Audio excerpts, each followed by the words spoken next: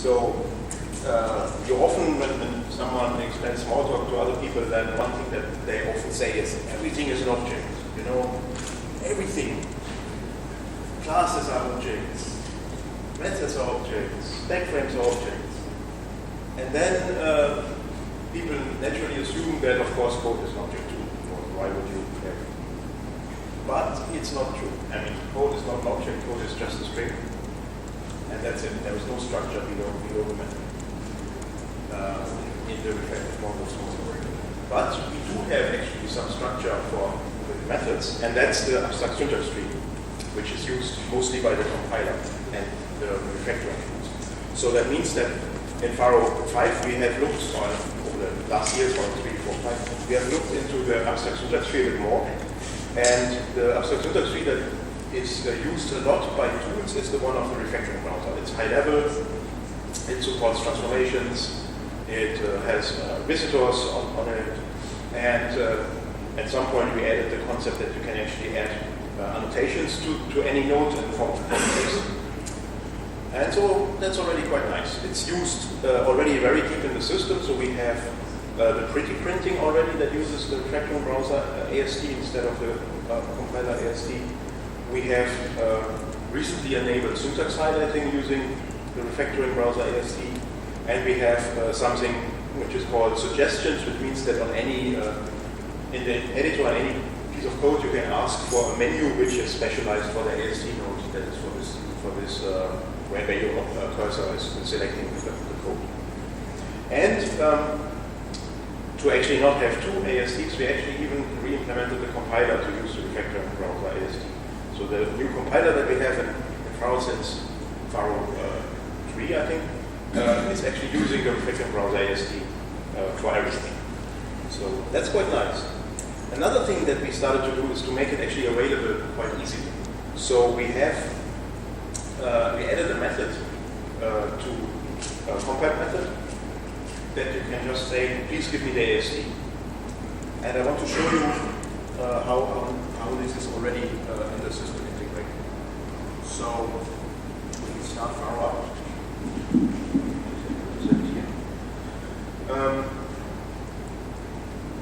If we have a method like all our collection do, we can just ask it for its AST. And if we now say in the later on say look at this object, then of course we get an inspector. And normally this is a bit boring because it's a relatively complicated object, the main root node.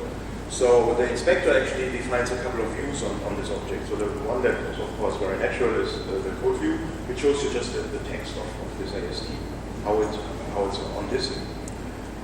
Very nice is this tree view, which shows you the tree structure of the AST, because there are so many instance levels. Just using the tree inspector does not really show you anything useful. There is a special view which highlights the nodes, where you can really see the structure easily. For example, here you see that this the sequence node with a message node with a block node inside. And if you then you can inspect, of course, any of these subtrees. And the nice thing that you get for free with this inspector framework, with the GT tools, is that you can define how these two panes interact with each other. And for example, with only a couple of lines of code, you can add that when you select a node on the left side, it highlights where in the AST, where in the text we are. Which is very useful for beginners when you want to explain how the AST is related to text. This is very nice. Or for myself, I added something which is called scopes, which is the scopes of the method and the blocks in the name analysis phase of the compiler, which I added for myself to be able to debug easily. So you see that, for example, this block node here is actually an optimized block scope, so it's a bit special because it's not a normal block, but an optimized one. And if you would expect this, you see all these things that you need to generate bytecoding. For example, it knows what copy draws and things like that. So that's very nice. We integrated it deep in the system. Let's go back.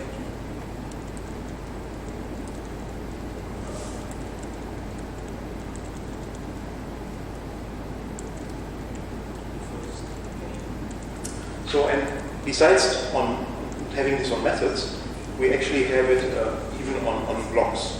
So if you take a block, you can ask the block, please give me the AST node that generated you. So if we take this expression here,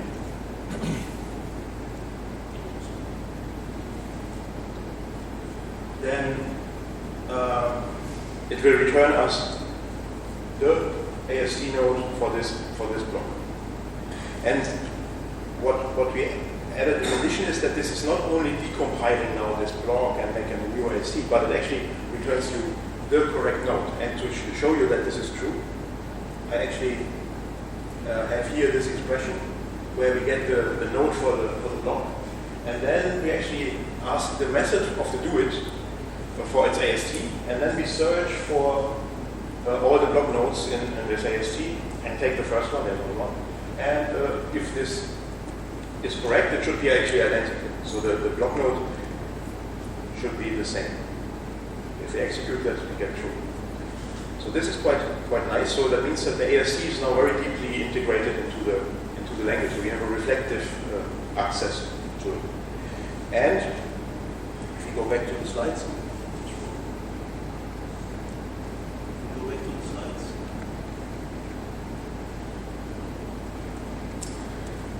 What is important is that if you ask twice for the AST, you want to get the same one. So that means we want to kind of fake as if we would have the AST of the whole system in our image, but of course we don't.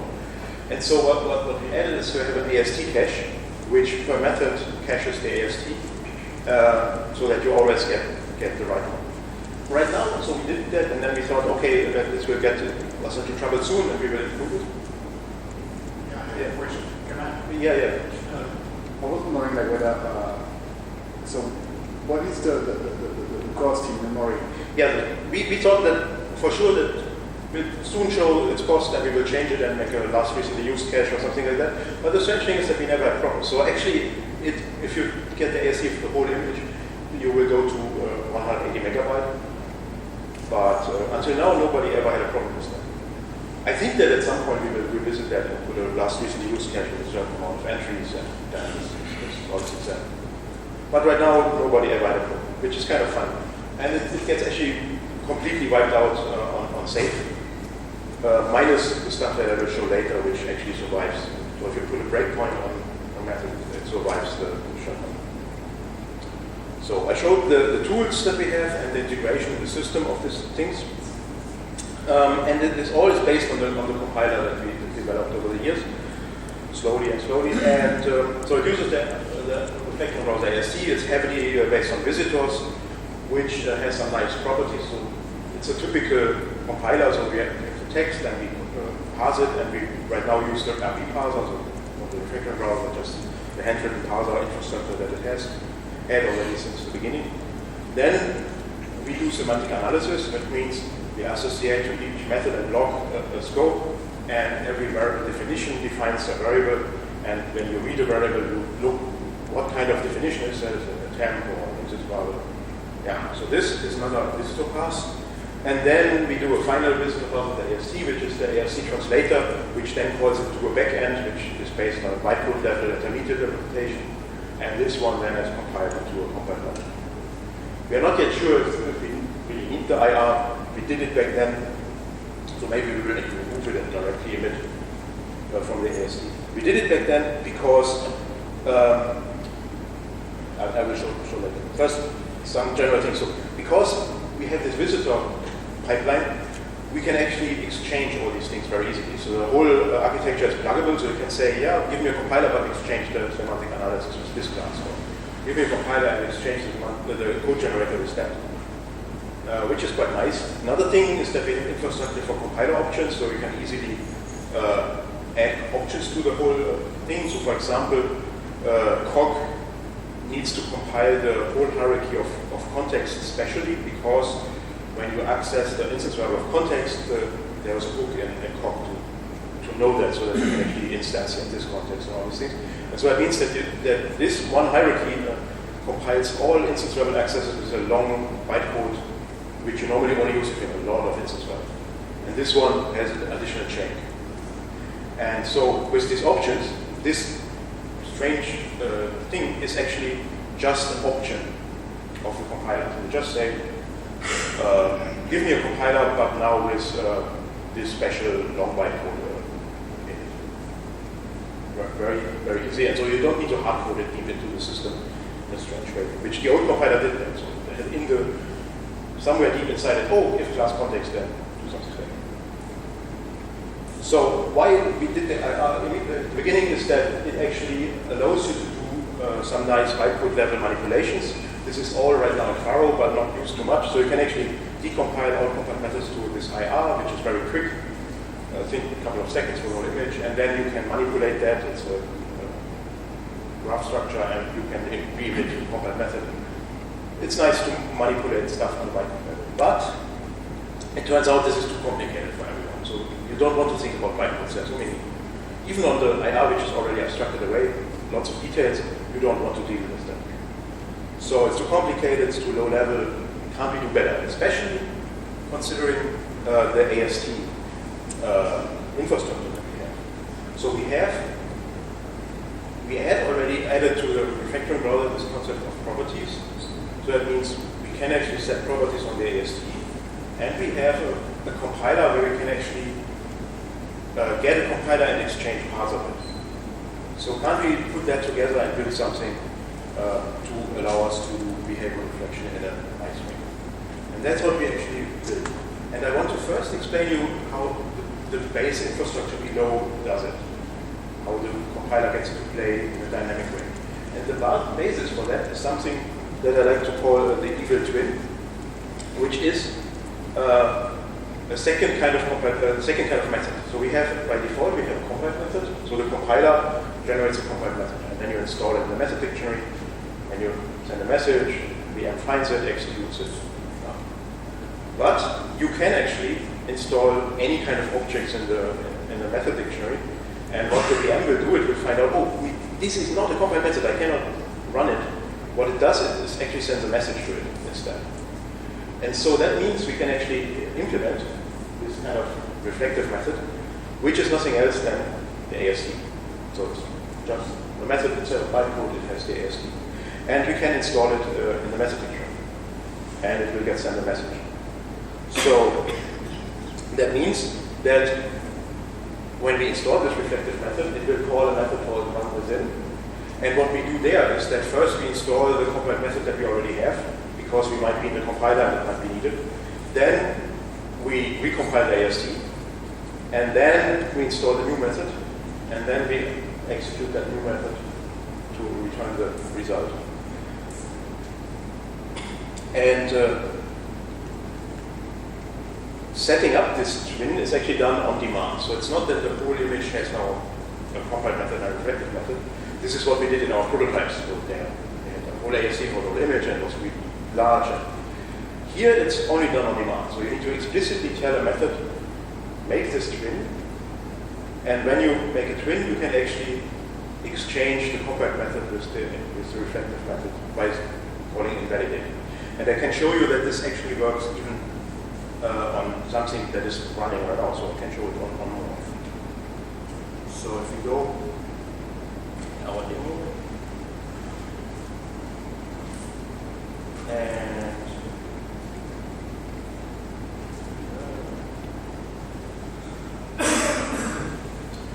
we can just say more methods to create twin. And if we do this, then we create a twin for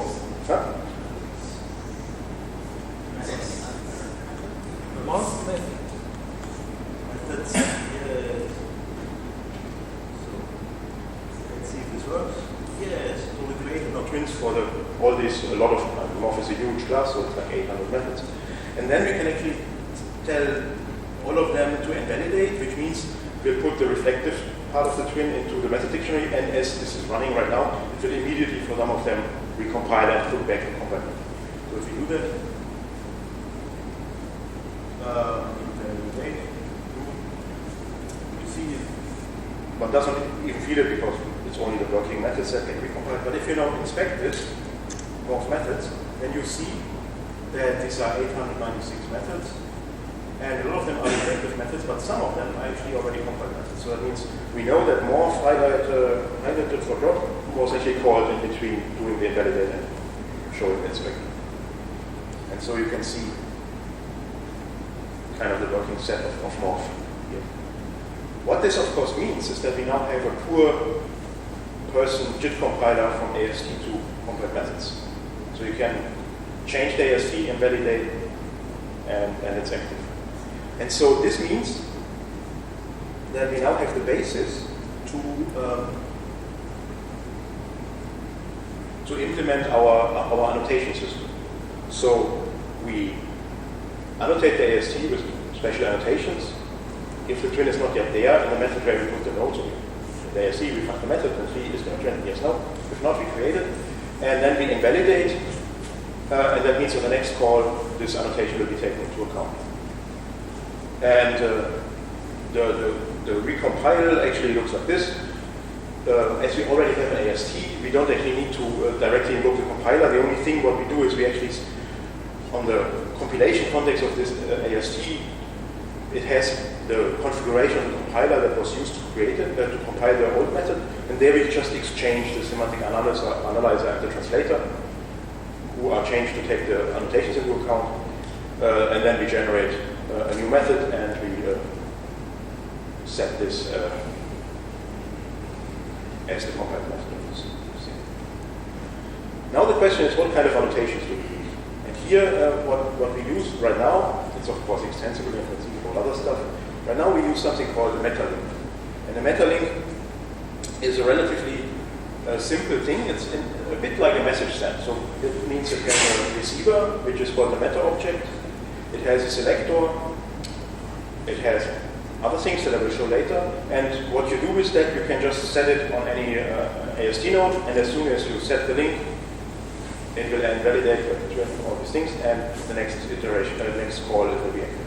So this is part of a test from the Pharo 5, and this works. So this is a simple link, which just, where the meta object is just a new object, and the selector that we call is halt. So we just set halt to the object. And if you install it, it will do that before what the AST node normally generates it. So when we set the link, twin is created, we install the reflective method on executing, generate code, we set the compiled method in the method dictionary, and the next call after that will be full speed again.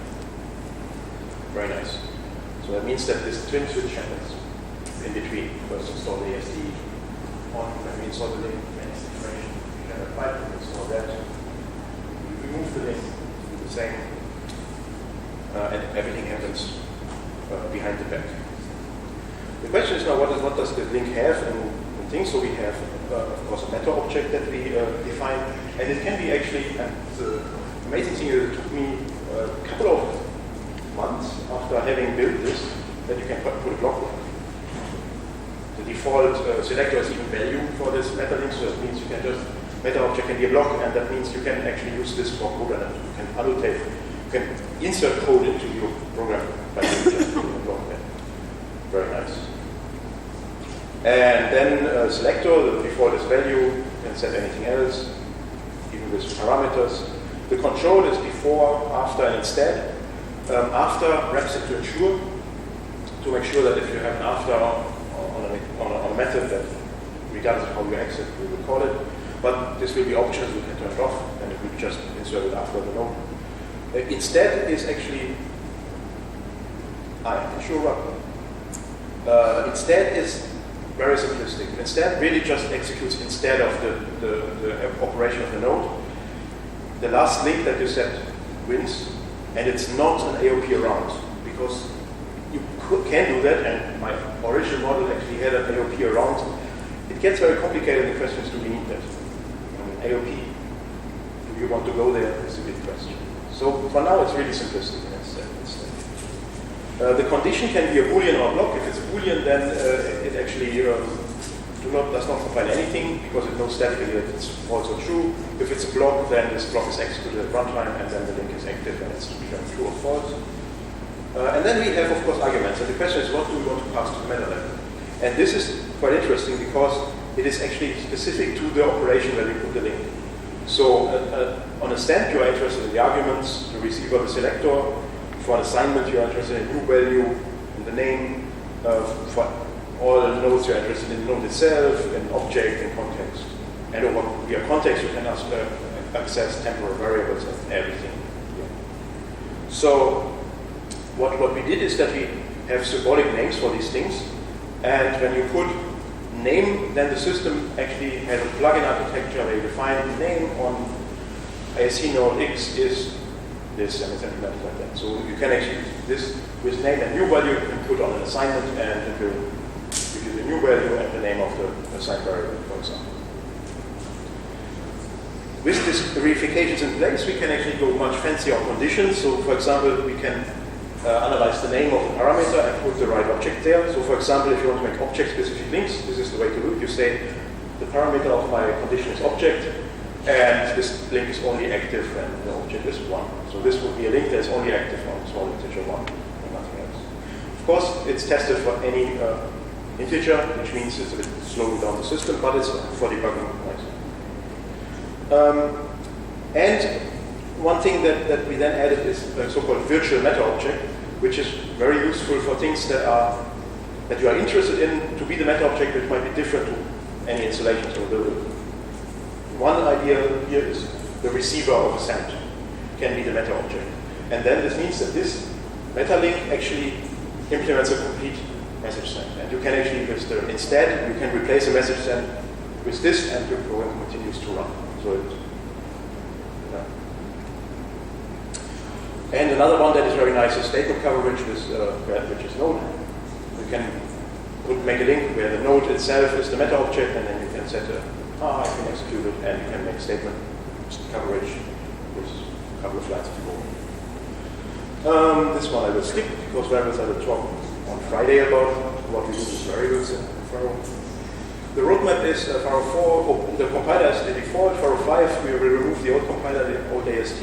We will put, and this is all more or less working, so this will be finished and working in Pharo 5. And in Pharo 6, we start to continue improvements.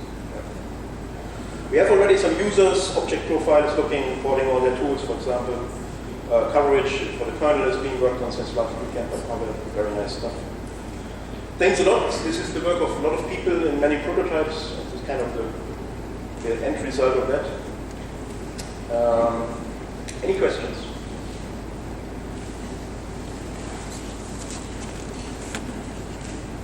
I'm struck by the similarity with method wrappers. Yes. Obviously, yes, you're using your use of the RB's compiler, your way your compiler works to actually bypass method wrappers, which would obviously work with any kind of compiler, and actually do it in the structure. Is that right?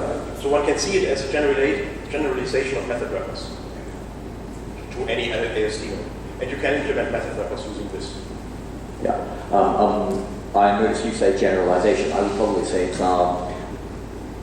whereas method wrappers would work with any kind of compiler, but would require replacing, of course, the actual compiled method object. You're actually exploiting how your particular compiler is how it's stated. Right.